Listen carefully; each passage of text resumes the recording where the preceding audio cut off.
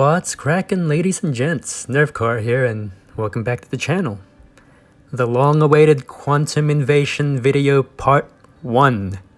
This will be a series on its own, as this is actually more in-depth than anyone thinks. There are a lot of nuances, like different enemies per week.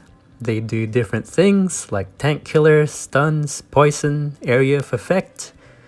Also, enemies are different factions, so different heroes do better than others. Different combinations of heroes and talent choices matter. You can have multiple copies of the same hero to use as well. For now, I'll talk about the simple things, like lineups for free-to-play players for part 1 of Quantum Invasion series. First, the basics of Quantum Invasion. Your goal, as first priority, is to kill the mobs around Einstein, and then DPS Einstein. This could be having one area of effect character in the team to deal with those enemies, paired with a high damage carry like Toko that focuses mostly on Einstein. This is why normally Toko, Kinley, Godslayer, Laura, Queen of Desert, and Rex are the top picks for it, and are supported by other characters to increase their damage or survivability.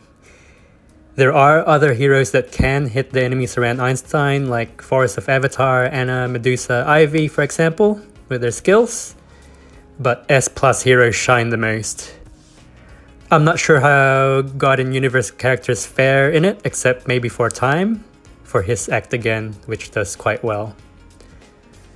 The more damage you do on Einstein, the more HP the heads have, which means higher chance they will enrage because you are unable to kill them. So it's a bit of a balance. This is why a full area of effect team is more consistent in damage. AoE teams can also be similar or better than Toko +1 area of effect character, for example.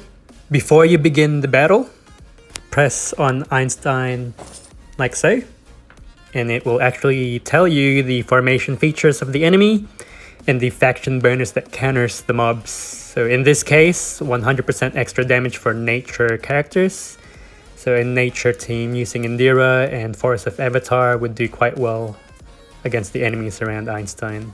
Now on to the realistic free-to-play options. For most people, they would have picked Superman faction because they would have focused on Superman and likely got a Toko. So let's take a look at the team I used, which is highly realistic for most free-to-play players and does well all around despite whatever mob type you go against. So as you can see, my fight here in 4th, the main damage carry of the team is both Pierre and Toko. Toko to deal damage to Einstein and some mobs around Einstein when she does her Sakura Slash, and Pierre to pick off the mobs around Einstein with his Wrath of Kraken.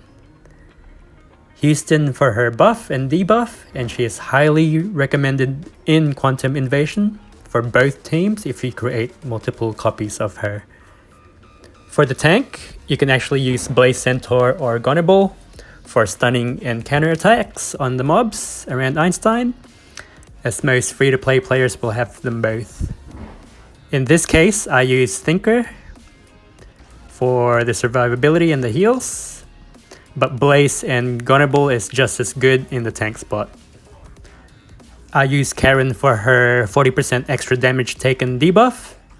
She always targets Einstein, so your Toko would do more damage. You can also use Cyber Ronin in the same team. A low awakening one is good enough. My Ronin is just a legendary plus, and you can have Karen at low awakening as well. The concept to buff up your main damage carry still applies, but also making sure to kill the ads around Einstein is a priority. You can think of building a second team of the same heroes if you like, but that's up to you. That's why I'm starting to build a second Houston.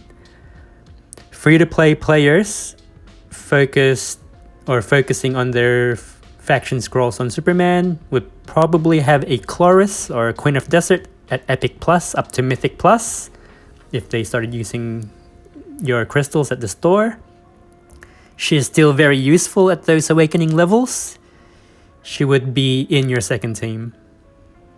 So the first lineup that I spoke about is very consistent for me regardless of what enemy faction in Quantum Invasion it is. I'd hover at a minimum 900 million to 1 billion even when I was at lower levels, and reaching between 1.1 billion to 3 billion max. Other notable free-to-play options is if you went full nature. Indira as the main damage carry does okay to very well when she counters the dark faction enemies.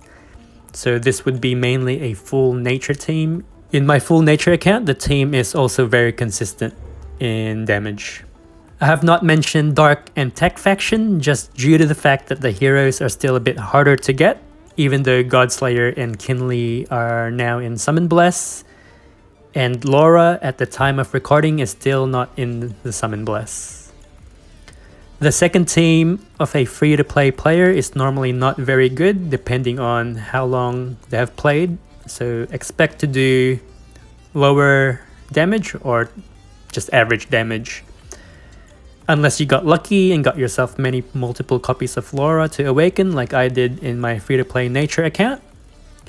Or you got a Queen of Desert if you focused on Superman using your faction scrolls and using your crystals to get her in the store. So my second team normally does about 1 billion damage consistently just because of Queen of Desert. So that does it for Quantum Invasion Part 1, free-to-play lineups and basics of Quantum Invasion. See you in Part 2. Thanks for watching my current favorite game, X-Hero. Waiting for the sun.